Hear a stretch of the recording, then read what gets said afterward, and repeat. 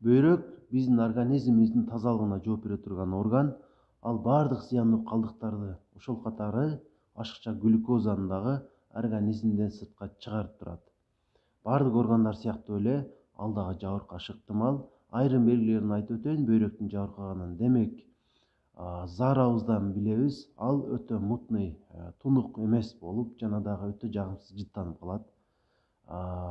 Көздүн айланасында ишиктер пайда болот. Кан басымыбыз жогору болушу ыктымал.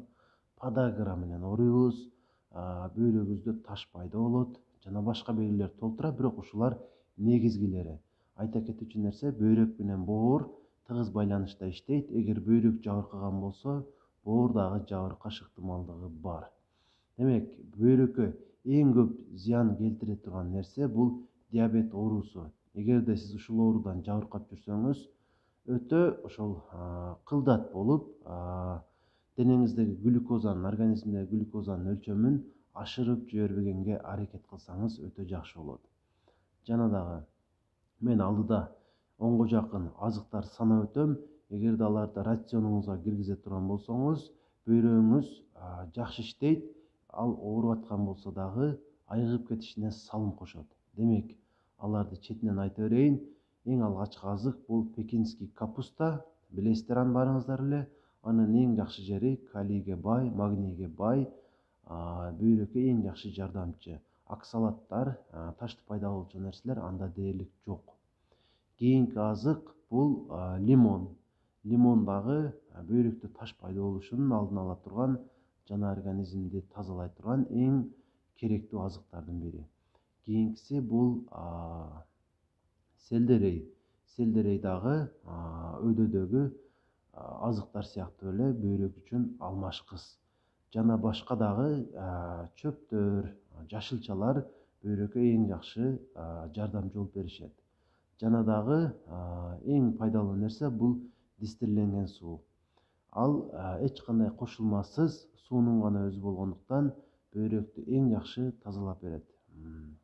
Андыктан дайым дебейин, кээде колдонуп турсаңыздар өтө жакшы болот. Жана дагы бөйрөк үчүн эң пайдалуу азыктардын бирөөсү бул алма уксузу. Аны дагы алып, дүкөндөр сатат, билесиздер, 6-9%. Күн сайын тамакка кошуп бир аздан ичип турсаңыз, бөйрөк үчүн өтө жакшы болот. Кийинкиси бул квашеный капуста. Эмне үчүн? Жоон ичегинин микрофлорасы бузулса дагы, анын бөйрөккө зыяндуу таасирлери болуп калышы ыктымал. Эгер анын микрофлорасын жакшылап турсак, квашеный капуста менен, демек, ал бөйрөккө дагы оң таасирин тийгизбей койбойт. Эң керектүү нерселердин бири бул цинк бөйрөк үчүн. Эчкур дегенде аны ушундай дарыканадан сатып алып, цинктин өзүн ичсеңиз дагы болот. Негизинен ушулар бөйрөккө жакшы таасир эте турган азыктар. Өйдөдө айтылган сөздөрдөн байкадыңыздар, бөйрөккө эң жакшы, эң пайдалуу нерселердин бирөөсү бул калий. Калийдин организмге жетишсиздиги бөйрөктүн жабыркашы менен гана коштолбойт, айрым башка белгилер дагы бар. Мисалы, жүрөктүн аритмиясы болушу мүмкүн калийдин жетишсиздигинен улам. Кан басымыңыз жогору болушу мүмкүн. Бутуңуздун тарамышы түйүлгөнү дагы ушундан болушу мүмкүн. Жана дагы тремор деп коебуз. Ушул негизги бөйрөк организминде боло турган ушул белгилер калийдин жетишсиздигинен улам болот.